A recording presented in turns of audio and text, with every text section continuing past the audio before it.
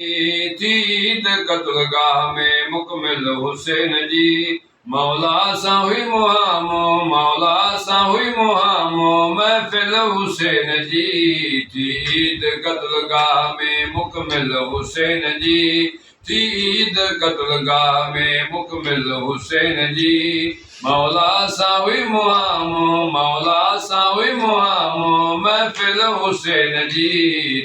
ईद कत्लगाह में परवर तो पाण जाने नई राज रंग खे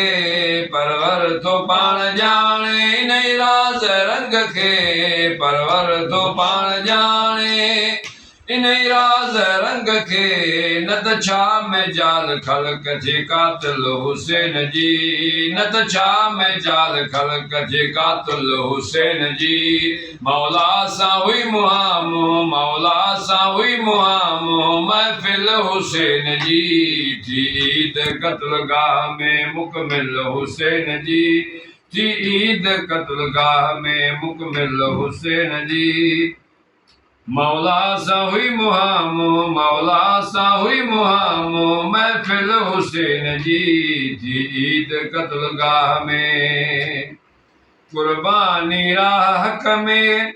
करे विया त कई मगर कुर्बानी राह हक़ में विया कई करे मगर कुर्बानी राह हक़ में विया कई करे मगर कुर्बानी आसराए जे काबिल हुसैन जी कुर्बानी आसराए जे काबिल हुसैन जी मौला सा हुई मुहामो मौला सा हुई मुहामो महफिल हुसैन जी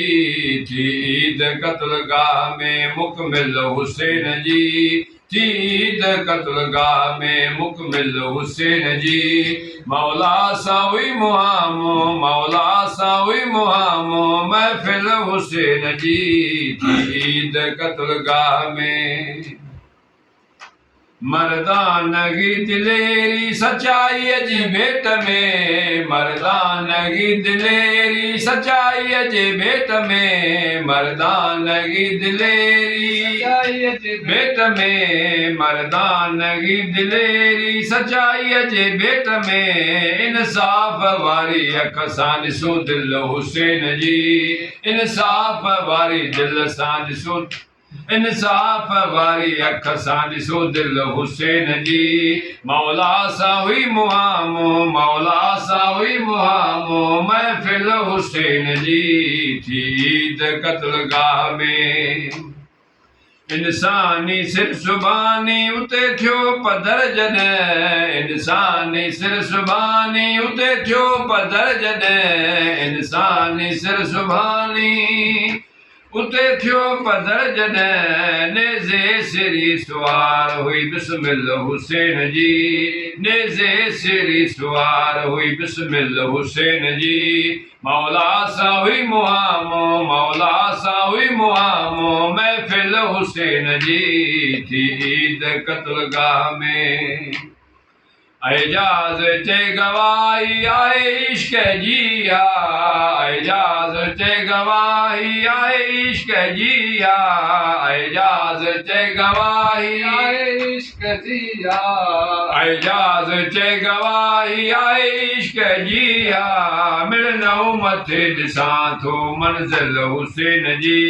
मिलनो मथे ॾिसां थो मंज़िल हुसैन जी मौला सा हुई मुहामो मौला सा हुई मुहामो महफिल हुसैन जी ईद कत्लगाह में मुकमिल हुसैन जी ईद कत्लगाह में मुकमिल हुसैन जी मौला सा हुई मुहामो मौला सा हुई मुहामो महफिल हुसैन जी ईद कत्लगाह में